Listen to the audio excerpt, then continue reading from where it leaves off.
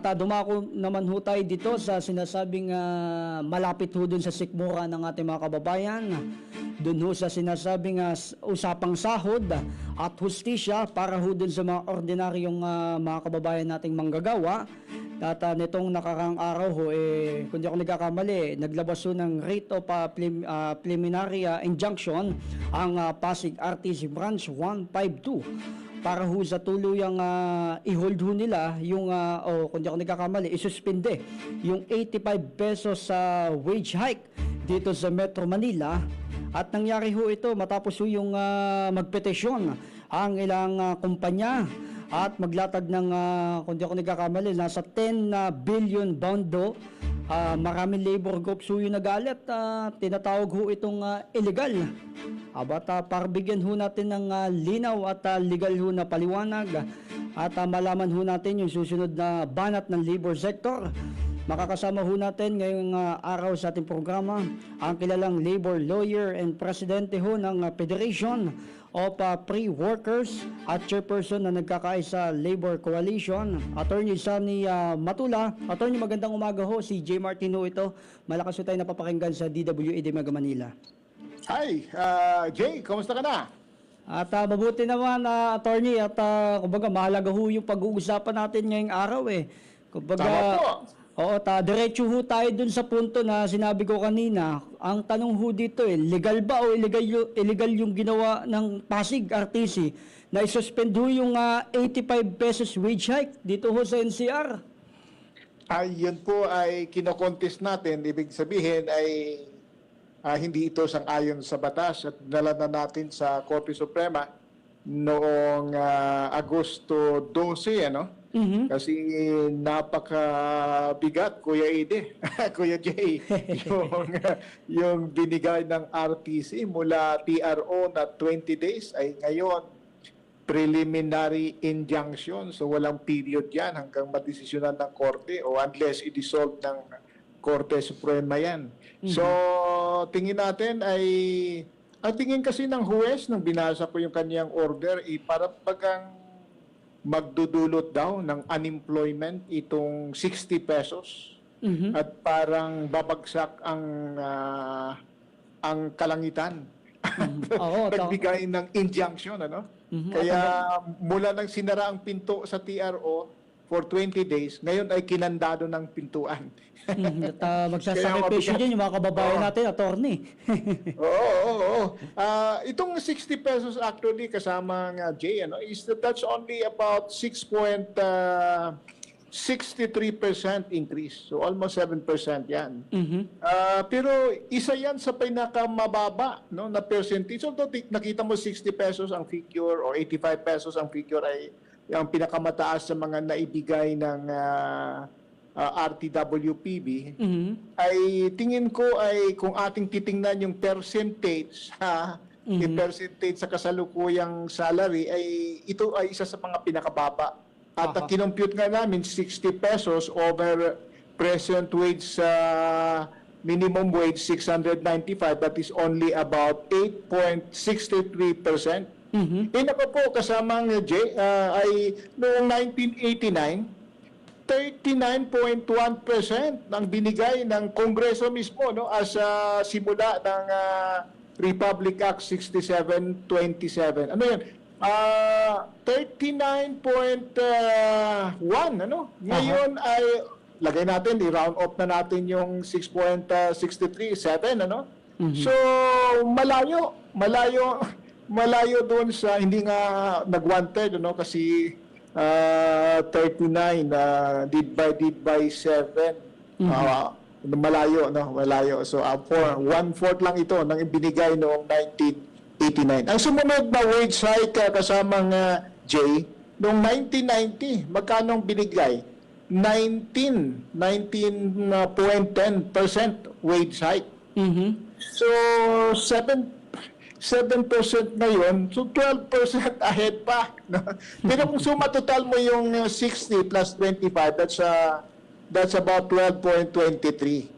So mababa pa rin doon sa mga naunang binanggit ko na mga salary increases. Kaya tingin namin very speculative yung mawawalan ng trabaho ang marami at at babagsak ang kalangitan, kaya nagbigay ng injunction, palagay ko ay malayo sa katotohanan yon. At unang-una, sabi ko nga, walang jurisdiction ang korte. So sabi doon sa Buenaflor versus Ramirez, if the court has no jurisdiction, his only power or authority is to dismiss outright the petition.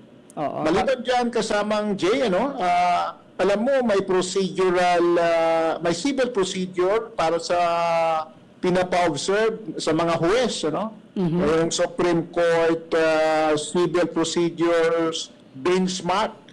Ang nakasabi doon sa item 12, item 12 paragraph 1 ay ganito: ang mga korte ay dapat hindi magbibigay ng injunction o TRO sa mga ahensya ng gobyerno na may ka-level o mas mataas pa na level kaysa RTC o sa mga korte.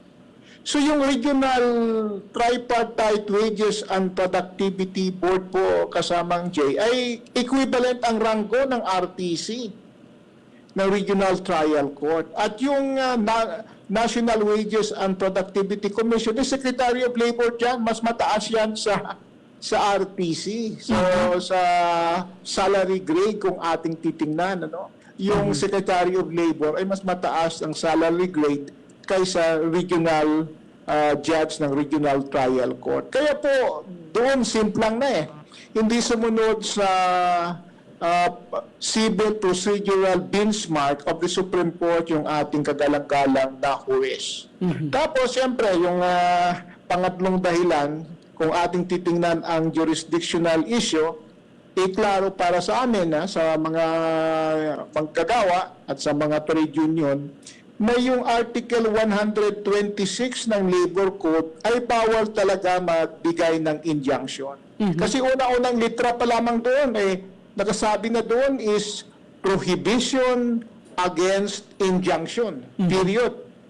So yung first three words pa lang ay prohibition against injunction, ay palagay ko naman ay alam na natin kung anong implikasyon niyan. Tapos ang sumunod na letra doon ay no preliminary or permanent injunction or temporary restraining order may be issued by the court, tribunal, or entity against any proceedings of the regional board and the commission. So, prohibition against injunction. So, klarong-klaro sa tingin natin, anumang proceedings ng regional board at ng commission ay bawal bigyan ng TRO o ng preliminary or permanent injunction. Kaya yung ating mga professor sa labor law sa University of the Philippines ay nag-issue ng opinion nila, nag-publish yan sa UP Law Center. Pwede i-google yan na yung ginawa ng ating Regional Trial Court ay salungat sa kasalukuyang batas. At attorney, sa tingin niyo ba nagkukulang ho ba yung DOLE dito sa pagdepensa sa sarili nilang wage order? At bakit parang mahina ho yung kumbaga bakit parang mahina ho yung laban ng gobyerno rito, attorney? Magaling naman yung Office of the Solicitor General, pero yung timing ata may konting problema Kasi yung na-file yung petition for declaratory relief noong July 24, ay naghintay pa sila ng August 3 bago mag-file ng opposition. So, 24, nagbigay ng TRO noong July 30, tapos August 3 na yung opposition. So, para bagang may konting time gap, Time gap. Kaya tayo po ay pumasok tayo noong August 3 at nag-August 2 pa lang, linggo, nag-file na tayo ng motion for leave to intervene at inattach natin yung ating answer at nirebat natin yung mga argument doon sa petition for declaratory relief. No? Ang ating sagaba lang sa atin, sa mga trade union na nag-file, FFW, Sentro, Partido Manggagawa at Kamanggagawa at iba pa, 11 na mga organisasyon ito. Ang problema lang, nung mag-hearing noong August 3 ay hindi pa tayo pinahintulutan ng korte na mag-participate sa deliberation kasi pinapa-comment pa yung Office of the Solicitor General at yung ating mga petitioner. Attorney, kung sakali bang matagalan o tuluyang mabasura itong sinasabing wage hike, ready ba ho yung labor sector na magprotesta sa kalsada o magwelga? Ano ho yung susunod yung ultimatum, attorney? Sa kasalukuyan po ay yung legal procedural process ang ating sinusunod.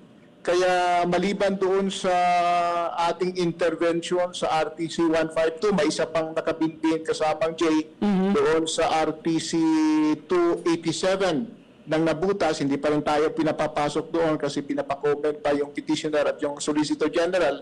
Ay meron tayong for speedy action ay dumulog tayo sa Korte Suprema at kumatok noong August 12. Sabi natin na bigyan po ng guidance itong ating mga RTC judges at siyempre yung mga abogado. Ano ba talaga ang authoritative ruling dito sa huwag mag-intervene o dapat itong prohibition against injunction kasi parang absent ata si judge or yung ating mga abogado nang diniscuss ito ng kanilang labor law professor. Natatandaan ko si Attorney Professor Samson Alcantara ay diniscuss ito na prohibited talaga. Si Professor Dean Salvador Pokis ay dinidiin talaga niya na yung mga regular court ay walang jurisdiction kung ang pag-usapan ay labor dispute. Kaya nabanggit ng itong 126 at yung Article 255 ng Labor Code na dapat hindi makialam itong mga regular court sa usapin ng paggawa. At siyempre si Professor Cesario, yung isang professor na magaling din, centenary awardee ng Korte Suprema sa UP at sa Ateneo, ay sabi nga niya talaga na bawal din ito. So sinabi ko kanina kasamang Jay, yung UP law professor, si Professor Daway, si Professor Arnel de Vera, si Professor sino pa yung isang professor na magaling din at may tatlo pang iba si JV, si Briones. So mga professor na nagsasabi talaga na ang ating batas, ang prinsipyo ay lalo na sa labor relations ay hindi dapat makialam yung mga regular courts. At attorney, sa madaling salita, si nababalo Professor nila Patad pala, isang pinakamagaling na professor sa UP. At attorney, para ho dun sa ating mga kababayan na nakikinig ho sa mga oras na to, panghuli na lang ho, ano ho yung mensahe nyo dun ho sa ating mga manggagawa na umaasa na sana ho ay magkaroon ng taas sahod dahil ho dun sa taas ng bilihin na attorney? Ang ating kuhan sa mga manggagawa ay siyempre mag-organisa ng union para ma-negotiate nila agad o makipag-usap sila sa management na sa hindi organize na ibigay na yung 60 pesos no kasi kinakailangan talaga ng ating mga manggagawa at huwag muna nating i-deposito doon sa kaban ng mga bilyonaryo. Yung construction firm ay bilyonaryo yan kaya 10 billion yung pinalagat na band So, dapat mag-organisa ng union. At maliban dyan, siyempre, samahan natin yung ating mga trade union na maglalabit doon sa 200 pesos wage hike para buong Pilipinas, hindi lang sa NCR ang ating pag-usapan dito. At siyempre, yung panawagan din natin kay Secretary Tolentino na hikayatin na yung management na ibigay na. No? Maski may pending TRO, hikayatin yung management through his persuasive power as the Secretary of Labor na ibigay na sa mga manggagawa itong 60 pesos. Kasi ganun pa man ay pag madesisyonan ito ng Korte Suprema sa palagay ko ay retroactive yung desisyon ng Korte Suprema. Kaya ipagdasal din po ninyo na yung ating mga abogado na lumalaban sa Korte Suprema, sa RTC, si Attorney General Duo, si Attorney Minister Duo, si Attorney Alan Montaño, si Attorney Isiderio, ay dapat sana ay pagdasal natin ang good health nila para maipaglaban itong ating 60 pesos na maging 85 pesos next year na maibigay na sa ating mga manggagawa. Ayan, at maraming salamat, Attorney Zani Matula, ang presidente ho ng Federation of Pre-Workers at chairman din ho ng Nagkakaisa Labor Coalition. Attorney, maraming salamat ho sa inyong oras at mabuhay ho Maraming kayo. salamat, Jay. Mabuhay po kayo at God bless. Mabuhay din ang inyong mga tagapakinig. Ayan, at ating napakinggan si Attorney Zani Matula, ang kasalukuyang presidente ho ng Federation of Pre-Workers at chairman ho ng Nagkakaisa Labor Coalition. Alam nyo, tama ho yung nagipaliwanag nitong ni Attorney Matula, dahil ho yung nagsasakripisyo sa atin yung ating mga kababayan, at napakahirap ho ng ganun.